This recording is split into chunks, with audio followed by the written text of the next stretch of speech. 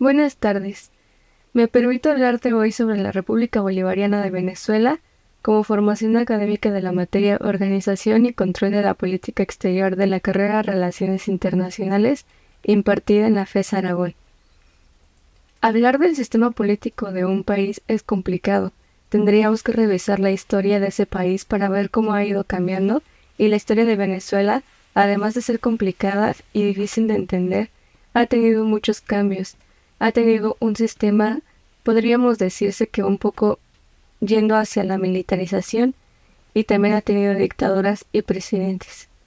A continuación te mostraré un poco de la historia y un poco de su sistema político.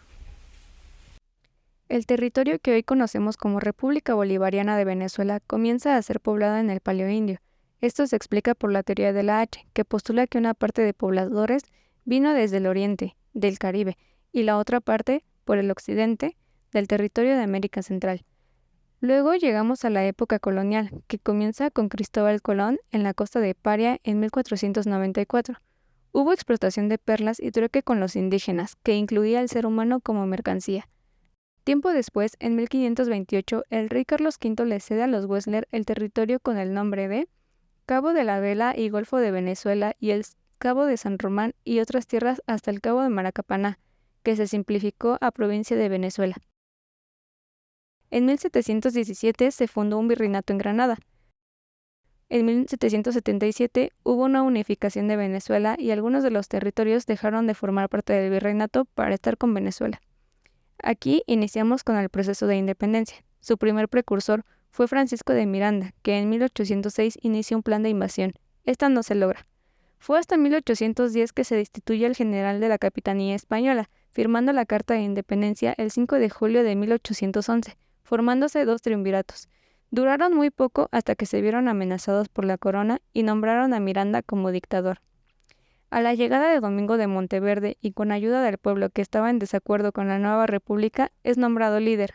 La Segunda República se dio por la liberación de Cumaná y la Quinta Batalla de Maturín. Tiene gran influencia Simón Bolívar, que se convierte en dictador el 7 de agosto de 1813. De 1814, fecha en que Bolívar huye a Jamaica, a 1816, hubo dos generales españoles más, hasta que se da la Tercera República. Se logra nuevamente con influencias de Bolívar, esta vez es nombrado libertador y jefe de la Junta Militar. En este periodo se logra la unificación que planteaba Miranda y se crea la Gran Colombia, con el siguiente líder José Antonio Páez del Partido Conservador, que lideraba la Cosiata. Este era el plan de separación de Venezuela de la Gran Colombia, el cual logra. Luego llegó al poder el primer civil en gobernar, José María Vargas, quien renunció a poco menos de un año. Para su suplantación llegó Soublette. Cabe destacar que el proceso de elección entre estos dos líderes fue arduo. Tuvo que repetirse en 3 ocasiones hasta que designaron a Vargas al poder. De 1847 a 1858 gobiernan los hermanos Mónagas. Durante su mandato hubo crisis monetaria y cambiaron el nombre a Estados Unidos de Venezuela. Al término de su mandato, llega nuevamente Páez. Durante este se da la Guerra Federal. Durante la Guerra Azul, a cargo de Mónagas, por el desacuerdo del Partido Liberal, nombran a Guillermo Tell Villegas. A la muerte de Mónagas, nombran a su hijo y luego nuevamente a Tell Villegas. Al poder llega Antonio Guzmán Blanco, bajo una dictadura. Gobierna 20 años. Se da el famoso septenio, quintenio y la aclamación, con diferencia de 2 años entre sí. Además, se reforma la Constitución en 1874, que reduce el poder presidencial a 2 años y obliga a los sufragantes a firmar el voto. Luego se da la hegemonía andina, en la que destaca el mandato de Juan Vicente Gómez, quien inició en 1908, también considerado como un dictador, quien gobernó hasta su muerte en 1935, en total 27 años. El 18 de octubre de 1945 sucede un nuevo golpe militar a cargo de Rómulo Betancourt, en el que se derroca a Isaías Medina. En 1948 se dan las primeras elecciones universales. Las anteriores habían sido de manera indirecta. Las gana Rómulo Gallegos, quien solo duró 8 meses en el puesto presidencial, hasta el golpe de Estado que pone como líder a Carlos Delgado Chalbaud, quien lidera hasta su muerte por un secuestro en Caracas. Este fue el único víctima de un magnicidio. En 1958 inicia una transición democrática, en la que los partidos firman un acuerdo bipartidista. Hubo un nuevo intento de golpe de Estado por Hugo Chávez en 1992. Este falla y es arrestado. La población lo ve como defensor del pueblo. Gana las elecciones de 2002. Se da la huelga general de 63 días por el paro petrolero. En el 2004 gana con 59% la revocación del mandato y para 2006 gana las elecciones nuevamente. Busca un referéndum para la reelección indefinida que aprueban en 2009. Se postula nuevamente y gana las elecciones de 2012. Su salud empeora y muere el 5 de marzo de 2013.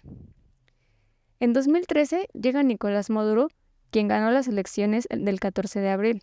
Hubo protestas contra la inseguridad y la escasez, que fueron reprimidas de manera violenta. En 2018 ganó nuevamente las elecciones. Este periodo terminará en 2025. Al mismo tiempo, Juan Guaidó en 2019 se autoproclamó presidente y terminó el 5 de enero de 2023. Diversos países apoyaban a Juan Guaidó y otros más a Nicolás Maduro. Sistema político de República Bolivariana de Venezuela. La Constitución de 1999 añadió al poder ciudadano, a los ya existentes poder legislativo, ejecutivo y judicial, habiendo esta vez 4 poderes. El poder legislativo es unicameral con 277 diputados. El poder ejecutivo se compone por el presidente nacional, el vicepresidente, ministros, Procuraduría General y el Consejo de Estado. El poder judicial se compone por el Tribunal Supremo de Justicia y otros tribunales y órganos. El poder ciudadano se compone por el defensor del pueblo, el fiscal general y el contralor general. Como pudimos ver en la anterior explicación, Venezuela ha tenido muchísimos cambios a través de su historia. Su sistema político ha pasado desde un militarismo, una dictadura, hasta el presidencialismo. Además, los sistemas han cambiado constantemente debido a los líderes políticos y sus ideales, que han ido cambiando incluso su constitución y hasta el nombre de su país. Algunos de los cambios implicaba el cambio de la duración de los cargos presidenciales, la forma de gobernar, y algunos otros tuvieron muchas desventajas. Con la actual Constitución desde 1999, el nombre oficial se cambió a República Bolivariana de Venezuela y se buscó una revocación de mandato que fuera constante en todos los sistemas presidenciales. Además, también tienen una crisis monetaria actual en la que el país se vio envuelto en diferentes polémicas, entre ellas el de la migración, ya que los venezolanos se vieron desplazados a otros países para buscar una mejora económica y en sus vidas en general. México, cuando estuvieron ambos presidentes Maduro y Guaidó, se puso en una posición neutral para estar apoyando a ambos en cuanto a política exterior. Creo que el pensamiento político de un líder es indispensable para el desarrollo de un país. Además, también es importante reconocer que Venezuela, a pesar de haber tenido tantos conflictos y la crisis, se ha mantenido firme. Para terminar, te invito a ver el video que te pongo en la descripción de este mismo video para que puedas observar un poco más sobre la crisis vista desde un venezolano y un mexicano.